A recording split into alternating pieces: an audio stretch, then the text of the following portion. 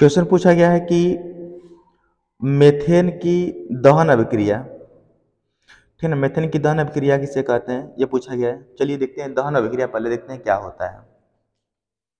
दहन अभिक्रिया पर देखते हैं क्या होता है। कंबस्टन रिएक्शन,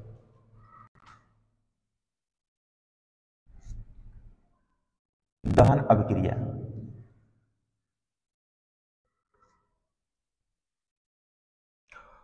दहन अभिक्रिया, ठीक है ना। इसमें देखिए याद रखना होगा आप लोगों को, CO2 ये कोई जरूरी नहीं है, उष्मा या प्रकाश दम अनिवार्य है। प्रकाश या आपको जानना है, ठीक है। तो दहन अभिक्रिया किसे कहते हैं उसको मैं चर्चा कर लेते हैं। तो दहन का मतलब जलाना होता है, ठीक है। ओके डियर, दहन का मतलब क्या होता है, जलाना होता है। यानी किसी लकड़ी को या किसी वस्तु को अगर हम जला रहे हैं, मतलब हम क्या कर रहे हैं, उसका दहन कर रहे हैं, ठीक है। तो दहन क्रिया में मतलब यह होता है कि जब किसी कार्बनिक यौगिक को या किसी भी यौगिक को वायु की उपस्थिति में जलाते हैं तो उष्मा और प्रकाश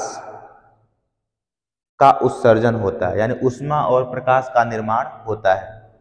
इस क्रिया को दहन अभिक्रिया कहते हैं, ठीक है। यानी कि इससे मान लीजिए कि ये है उष्मा मतलब कि हीट, यानी गर्मी। लकड़ी हम जलाते हैं तो गर्मी महसूस होती है, उसमें से आंच निकलती है। और प्रकाश मतलब थोड़ा सा उजाला भी होता है, ठीक है। तो ये होता है, यानी कि जब किसी यौगिक को ऑक्सीजन, यानी कि ऑक्सीजन कर सकते हैं, आप कर सकते हैं वायु की उपस्थिति में, ठीक है। जब किसी वस्तु को वायु की उपस्थिति में जलाया जाता है तो उष्मा और प्रकाश का उत्सर्जन होता है।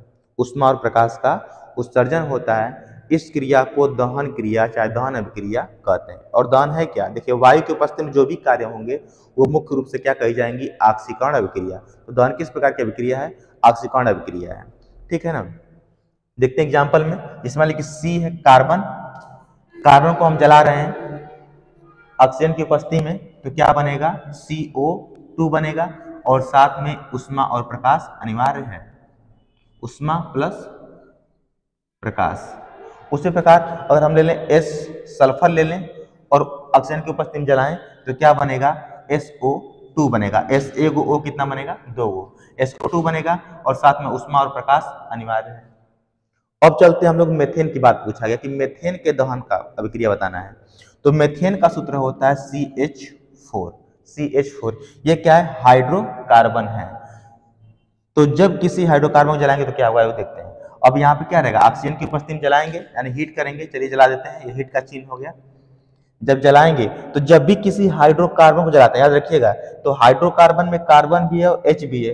कार्बन क्रिया करना है O से और H की क्रिया करना है O से। तो जब H क्रिया करेगा O से तो क्या बनाएगा, H2O बनाएगा, H2O यानी जल बनाएगा। और जब C क्रिया करेगा O से तो CO2 मतलब कि कार्बन डाइऑक्साइड बनाएगा। और ये तो अनिवार्य है कि उष्मा और प्रकाश का उत्सर्जन, ठीक है। तो CH4, अब समीकरण को हम बैलेंस कर सकते हैं, ठीक है, क्योंकि यहाँ पर H कितना हमारे पास है, 4 है। तो 2 दुना के 4 कर लिए। जब हमने H को 4 किया तो O कितना हो गया, 2 और यहाँ से 2 4 हो गया। तो O कितना यहाँ पर 2 है, हम 2 से गुणा कर दे तो O कितना हो जाएगा, 4 हो जाएगा। 2 दुना के 4, ठीक है। अभी सब बैलेंस है। देखिए C1 है इधर, देखिए C1 है। H कितना है, 4, देखिए 2 दुना के 4 H है। O कितना है, 2 दुना के 4, 2 यहाँ पर और 2 ठो यहाँ पर, 4 ठो है। खाली O के नीचे 2 है, C के नीचे 2 नहीं है, C तो एक ही है, ठीक है।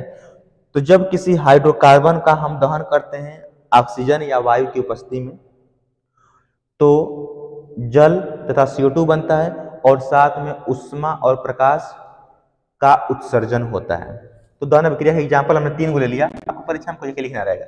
अब से पूछा गया मेथेन के बारे में, तो हमेशा रखिएगा किसी भी हाइड्रोकार्बन को हम जलाएंगे ऑक्सीजन की उपस्थिति में तो H2 और CO2 बनेगा, एकदम अनिवार्य है। समीकरण को जैसे बैलेंस किए हैं वैसे बैलेंस कर लेंगे समीकरण को, ठीक है। तो ये हो गया। दहन अभिक्रिया किसे कहते हैं, तो जब किसी यौगिक को वायु की उपस्थिति में जलाया जाता है तो उष्मा और प्रकाश का उत्सर्जन होता है। इस क्रिया को दहन अभिक्रिया कहते हैं, ठीक है। ये पूरा एग्जाम्पल में कोई लिख सकते हैं, परीक्षा में कोई एक इसी को लिखिएगा ताकि आसान रहे, थोड़ा सा अच्छा लगे आप लोगों को और एग्जाम में भी थोड़ा ठीक सा समझे, क्योंकि ये मेथेन का ही पूछा जाता है पेपर में, ठीक है।